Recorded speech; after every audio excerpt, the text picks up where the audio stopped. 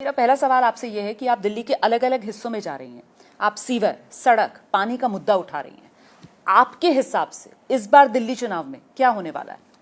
सबसे पहले तो रोमाना जी मैं कहना चाहूँगी, मैं किसी पार्टी को हराने के लिए काम नहीं कर रही, मैं सिर्फ और सिर्फ दिल्ली के लिए काम कर रही हूँ।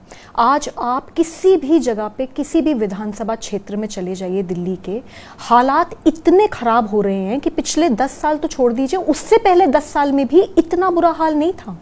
सड़कें टूटी पड़ी हैं, कूड़ा के ढेर चारों ओर पड़े हैं, हालात इतने बुरे हैं कि पानी पूरा सड़कों के ऊपर जैम हो रखा है। मतलब आप ये कह रही हैं कि कांग्रेस सरकार में जब शीला जी दिल्ली की मुख्यमंत्री हुआ करती थी, अभी आम आदमी पार्टी सरकार में दिल्ली का हाल उससे भी बुरा हो गया है?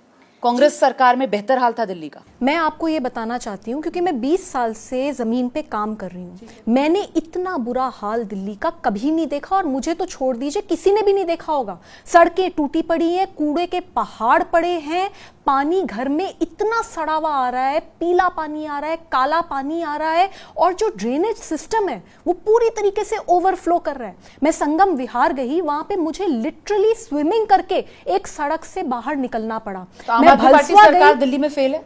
जी, मैं ये बताना चाहती हूँ कि दिल्ली सरकार ने जो काम करे हैं उसमें बहुत सारे सवाल उठ रहे हैं, और वही सवाल मैं लोगों के सामने लाना चाहती हूँ।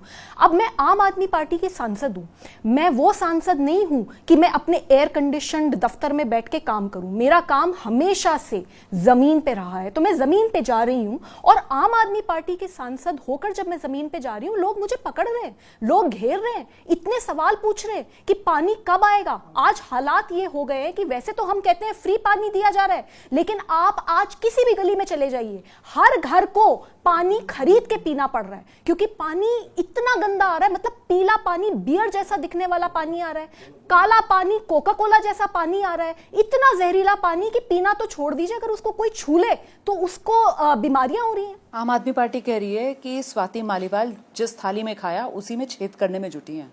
आम आदमी पार्टी के कोटे से आज भी टेक्निकली आप राज्यसभा की सांसद हैं, और अपनी उसी पार्टी की आप इतनी खामियां गिना रही हैं, तो इस्तीफा दे दीजिए। कुर्सी से इतना मोह क्यों है? मेरे को कुर्सी से कोई मोह नहीं है। मैं हमेशा से जमीन की कार्यकर्ता रही हूं और हमेशा जमीन की कार्यकर्ता रहूंगी।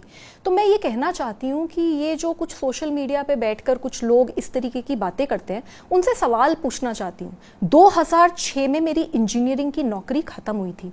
2006 में अपनी इंजीनियरिंग की नौकरी छोड़कर, मतलब इंजीनियरिंग की पढ़ाई खत्म हुई थी, नौकरी छोड़कर मैं जमीन पे काम कर रही हूँ। 2006 से लेकर 7 साल तक झुग्गियों में रही, झुग्गियों में काम करा। इंडिया अगेंस्ट करप्शन का जो मूवमेंट था उसमें यंगेस्ट कोर कमेटी मेंबर थी। फिर दिल्ली महिला आयोग में 9 साल में हमने 1,70,000 केसेस से ज्यादा सुनवाई करी, और पूरे देश जानता है कि हमने कितनी मेहनत करी है। तो आज मैं जो बनी हूं वो किसी की जागीर से नहीं बनी, किसी की खैरात से नहीं बनी, अपनी मेहनत के दम पे, अपने संघर्ष के दम पे यहां तक बनी हूं। मैं एक महिला हूं, I am the youngest woman parliamentarian in Rajya Sabha, and I will prove my worth in Rajya Sabha. और मैं ये मानती हूं कि सवाल पूछना एक एमपी का काम होता है। मैं ये मानती हूं कि अगर एक एमपी काम करना चाहती है तो उसे जमीन पे जाना पड़ेगा, उसे अपने एयर कंडीशन दफ्तरों में बैठकर ये नहीं बोलना चाहिए। क्योंकि मैं देखती हूं, आप देख लीजिए आतिशी मारलेना जी को, आप देख लीजिए अरविंद केजरीवाल जी को, मुख्यमंत्री 2, मुख्यमंत्री 1, इनको देखिए ये क्या करते हैं। ये रोज एक प्रेस कॉन्फ्रेंस करते हैं और रोज एक रटी रटाई स्क्रिप्ट को ये बताते हैं लोगों को। अगर इनमें हिम्मत है तो जनता के बीच में चलें। मैं इनको चैलेंज करती हूं। लेकिन आम आदमी पार्टी तो कह रही है कि स्वाति मालीवाल बीजेपी की एजेंट, स्वाति मालीवाल बीजेपी की स्लीपर सेल, वो तो आपको इन तमगों से नवाज रहे हैं ना। वो तो जी जो भी इनसे सवाल पूछ ले वो इनके लिए बीजेपी का एजेंट हो जाता है। इन्होंने चीफ सेक्रेटरी को मारा, तब चीफ सेक्रेटरी बीजेपी का एजेंट हो गया। इन्होंने प्रशांत भूषण जी और शांति भूषण जी, जो कि शुरू से इनके साथ हैं, उनको मारा, उनको भगाया, तो वो बीजेपी के एजेंट हो गए। तो जो इनसे सवाल पूछ ले वो इनके लिए बीजेपी का एजेंट हो जाता है। आप तो महिलाओं के लिए काम करती आई हैं, महिलाओं की सुरक्षा का मुद्दा जो है वो आपके बहुत नजदीक रहा है। तो आज की तारीख में चुनावी माहौल में जब सीवर, सड़क, पानी का सवाल है, तो महिला सुरक्षा ये सवाल है या नहीं है? ये बहुत बड़ा सवाल है, लेकिन ये सिर्फ चुनावी सवाल नहीं होना चाहिए। अब आप मुझे टाइम दीजिए, मैं आपको बताना चाहती हूँ पिछले 10 सालों में अरविंद केजरीवाल जी ने विमेन सेफ्टी पे क्या काम किया है। उन्होंने विमेन सेफ्टी के ऊपर कितनी मीटिंग्स करी हैं, मैं इंटरनली वहां पे थी, मैं आपको बता सकती हूं कि आज तक अरविंद केजरीवाल जी ने एक मीटिंग नहीं करी है विमेन सेफ्टी के ऊपर। मैं आपको यह भी बताना चाहती हूं कि मैं इनसे कई बार मिली, मैंने इनको कई बार बोला कि भाई देखिए विमेन सेफ्टी इतना बड़ा इशू है, केंद्र सरकार और राज्य सरकार को साथ में मिलकर काम करना पड़ेगा। केंद्र सरकार को तो हमने बहुत बार सवाल उठाए हैं कि भाई आप विमेन सेफ्टी पे क्या काम कर रहे हैं, लेकिन मैं आज ये भी तो जानना चाहती हूं ना कि दिल्ली सरकार विमेन सेफ्टी पे क्या काम कर रही है। जब शीला दीक्षित जी के समय में निर्भया जैसा इतना घिनौना रेप हुआ था तो अरविंद केजरीवाल जी बाहर आए थे कि हमें इतना कमजोर मुख्यमंत्री नहीं चाहिए, आप कोई एक्शन क्यों नहीं लेती। आज मैं उनसे यह भी तो पूछना चाहती हूं, क्योंकि मैं आपको बता दूं मैं इनके पास इतनी बार गई कि पुलिस कमिश्नर को हमें हर महीने बुलाना चाहिए, लेकिन मैं ये इस बात से बिल्कुल सहमत नहीं हूं कि जब चुनाव आता है तब आप ये इशू उठाते हो। आप क्यों नहीं पुलिस कमिश्नर को हर महीने बुलाते as chief minister of Delhi, आप क्यों नहीं उनको बुला के पूछते कि भाई क्या आपने काम करा है, आपने कितनी मीटिंग्स ली विमेन सेफ्टी के ऊपर। I think these are very important questions that need to be raised. The other thing is कि एक तरफ हम कहते हैं कि महिला सुरक्षा के ऊपर हम एक चुनावी मुद्दा बनाने की कोशिश करते हैं और फिर हम 5 साल 10 साल चुप हो जाते हैं। दूसरी बात यह है कि जब आपके ही घर में एक महिला का बुरी तरीके से उसको पीटा जाता है तब आप बिल्कुल चुप हो जाते हैं, आप उसके ऊपर विक्टिम शेमिंग करते हैं, उसका कैरेक्टर असैसिनेशन करते हैं। तो ये कहां से महिला सम्मान की बात है। जो महिला सम्मान की स्कीम की बारे में मैं एक सेकंड आपको रोक रही हूं।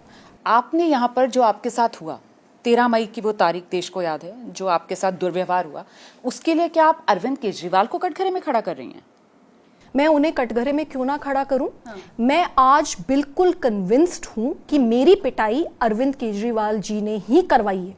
मेरे को उनके ड्राइंग रूम में बहुत बुरी तरीके से उनके पीएस द्वारा पीटा गया। वो उस समय घर में थे, मैं चीखती रही, चिल्लाती रही, मैं मदद की गुहार मांगती रही, वो बाहर नहीं आए। उन्होंने मुझे बाद में सिक्योरिटी से उठवा के फिकवा दिया। लेकिन स्वाति, आम आदमी पार्टी की तरफ से तो बार बार यही कहा जाता है ना कि भाई स्वाति मालीवाल जो है वो बीजेपी की एजेंट हो गई।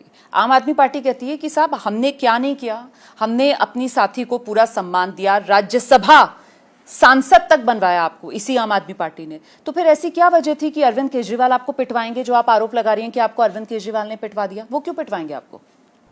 मैं अरविंद केजरीवाल जी को खुला चैलेंज देती हूँ आपके चैनल के माध्यम से। उनमें हिम्मत है ना तो वो सामने आके मेरे बैठें और इसी चैनल पे बैठें और लाइव नार्को टेस्ट करवाएं, अपना भी और मेरा भी। ये जो सच है ना ये पूरा का पूरा देश के सामने आ जाएगा। इतना डरते क्यों हैं? जब जब अरविंद केजरीवाल जी से मेरे बारे में सवाल पूछा जाता है उनका चेहरा उतर जाता है, वो बड़े नर्वस हो जाते हैं, बड़े डर जाते हैं। एक सेकेंड, वो बहुत डर जाते हैं, माइक इधर उधर करने लग जाते हैं। मुझे क्यों पीटा गया ये तो अरविंद केजरीवाल जी बताएं इस देश को। जहां तक ये बोला जाता है कि स्वाति मालीवाल को पता है कि उन्हें क्यों पीटा गया, और आप ये चाहती हैं कि ये सच जो है वो अरविंद केजरीवाल की जुबान से सामने आए। ये मैं मामला बिल्कुल है। मानती हूं। मेरे को लगता है कि अरविंद केजरीवाल जी को सामने आना चाहिए इस देश के और बिल्कुल बताना चाहिए कि मुझे क्यों पीटा गया। इतना घबराना नहीं चाहिए, सामने आए। मैं ओपन चैलेंज करती हूं, लाइव नार्को टेस्ट करवाइए, अपना भी और मेरा भी, और देश को पता लगने दीजिए कि किस कारण से आपने मुझे इतनी बुरी तरीके से पिटवाया और उसके बाद मेरा इतना चरित्र हरण करवाया। ये कहते हैं कि मैं बीजेपी की एजेंट हूं। मैं 2 दिन पहले तक बीजेपी की एजेंट नहीं थी। 2 दिन पहले तक मेरे को ये कहते थे कि ये लेडी सिंघम है। मेरे को, मैं जब मणिपुर में जब दंगे चल रहे थे अकेले गई, वहां पे मैं जान पे खेल के गई। मेरे पास कोई बुलेट प्रूफ सिक्योरिटी नहीं थी, मेरे पास कोई गाड़ी नहीं थी, कुछ नहीं था, मैं अकेले गई। तो जो लड़की अपनी जान खोने से नहीं डरती, मरने से नहीं डरती, उसको कोई पार्टी क्या प्रलोभन दे देगी और क्या डरा देगी। और दूसरी बात मुझे ये बताइए, अगर मैं बीजेपी की एजेंट होती, क्योंकि ये बार बार कह रहे थे कि जी ये बीजेपी की एजेंट है, अभी जैसे ही चुनाव खत्म होगा ये बीजेपी ज्वाइन कर लेंगी, इनको ये दिया जाएगा वो, ऐसा तो कुछ भी नहीं है। मैं तो आज भी आम आदमी पार्टी में हूं और मुझे इस बात से बड़ा परहेज है। ये कुछ आदमियों को हमेशा लगता है कि इन्होंने एक औरत को कुछ भीख दी है और उसके बाद वो बड़ी बन गई है। मैं अरविंद केजरीवाल जी को याद दिलाना चाहती हूं कि उन्होंने एक किताब लिखी थी, स्वराज। एक ही किताब लिखी उन्होंने जिंदगी में। उन्होंने ये लिखा था उसमें कि मुझे सिर्फ 2 लोगों की वजह से आज मैं यहां तक पहुंचा हूं। उनमें एक नाम था मनीष सिसोदिया जी का और एक नाम था स्वाति मालीवाल का। तो 2006 से बिना किसी लोभ के, बिना किसी लालच के मैंने जमीन पे संघर्ष करा है। और इनफैक्ट जो इन्होंने मुझे राज्यसभा भेजा है तो वो भी इन्होंने काफी दिल पे पत्थर रख के भेजा है, क्योंकि पूरा जो काडर है, पूरा जो पार्टी है वो मेरे साथ है, आज पूरी पार्टी साथ है, आज सब लोग साथ हैं। लेकिन अरविंद केजरीवाल जी का जो डिक्टेटोरियल अंदाज है उसके सामने किसी की हिम्मत नहीं होती कि स्टैंड ले। अब आप मुझे बताइए, चुनावी माहौल में जब आप इस तरीके से निशाने पर अरविंद केजरीवाल को ले रही हैं, आम आदमी पार्टी सरकार के कामकाज को ले रही हैं, तो फिर तो मतलब आप इनडायरेक्टली बीजेपी को फायदा पहुंचा रही हैं, इनडायरेक्टली बीजेपी को ही फायदा पहुंचा रही है ना। मैं बिल्कुल भी किसी भी पार्टी को फायदा नहीं पहुंचा रही हूं, मैं अपना काम कर रही हूं और मैं कोई चुनावी मेंढक नहीं हूं इन लोगों की तरह कि जैसे ही चुनाव आते हैं जी निकल आते हैं। मैं हमेशा से यही काम करती हूं, आई हूं। लेकिन ये सवाल जो स्वाति मालीवाल उठा रही हैं और जिस दमदार आवाज के साथ उठा रही हैं, जो अन्य विपक्षी दल हैं वो तो इस तरीके से घेराबंदी कर नहीं रहे अरविंद केजरीवाल की। वहां तो चुनाव कभी रोहिंग्या बांग्लादेशियों पर आ जाता है, कभी चुनावी हिंदू चुनावी मुसलमान पर आ जाता है, कभी चुनाव जो है वो शीश महल राजमहल पर पहुंच जाता है, कभी चुनाव जो है वो राम रावण पर पहुंच जाता है। तो इससे आम आदमी पार्टी को फायदा होगा या इससे आम आदमी पार्टी को नुकसान? आपका असेसमेंट क्या है? दिल्ली का चुनाव किन मुद्दों पर होना चाहिए? मैं ये मानती हूं कि दिल्ली का जो चुनाव है वो बिल्कुल बेसिक जो मुद्दे हैं ना उस पे होना चाहिए। और मैं आपको ये बताना चाहूंगी कि इस बार मैं ऐसा महसूस कर रही हूं कि पहली बार सच में दिल्ली का चुनाव बिल्कुल बेसिक मुद्दों पे हो रहा है, क्योंकि जहां जाओ वहां त्राही त्राही मची हुई है।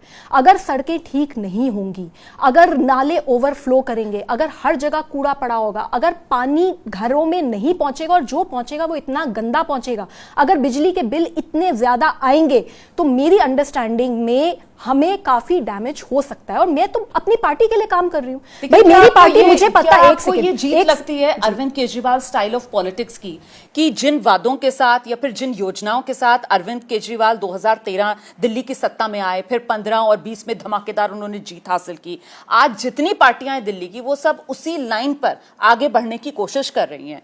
सब महिलाओं को पैसा देने की बात कर रही हैं, सब मुफ्त बिजली देने की बात कर रही हैं, मुफ्त पानी देने की बात कर रही हैं। सबको ये कहना पड़ रहा है नहीं भाई दिल्ली सरकार जो योजनाएं चला रही है कोई योजना हम बंद नहीं करेंगे। तो क्या ये Arvind Kejriwal style of politics की जीत हुई है दिल्ली में? मैं सबसे पहले तो ये महिला सम्मान योजना के बारे में बात करना चाहूंगी। ये जो महिला सम्मान योजना है ये हमने चुनाव से 2 या 3 महीने पहले लॉन्च करने की बात करी कि हम ये लॉन्च करेंगे। अब ये जो योजना है इसमें ऑलरेडी इस साल के बजट में प्रोविजन तो बजट में कर दिया था 1000 रुपए। नहीं, एक सेकंड, वही बता रही हूँ। इस साल के बजट के प्रोविजन ऑलरेडी था कि हम 1000 रुपए हर महिला को हर महीने देंगे। अब उस प्रोविजन जो ऑलरेडी हो चुका था उस पे एक भी फाइल मूव नहीं करी गई, तो वो स्कीम जो इंप्लीमेंट की जा सकती थी वो इंप्लीमेंट नहीं हुई। अब जैसे ही चुनाव आए उससे 3 महीने पहले हमने ये कहा कि हम अपने अब अगले टेन्योर में हम ऐसा करेंगे।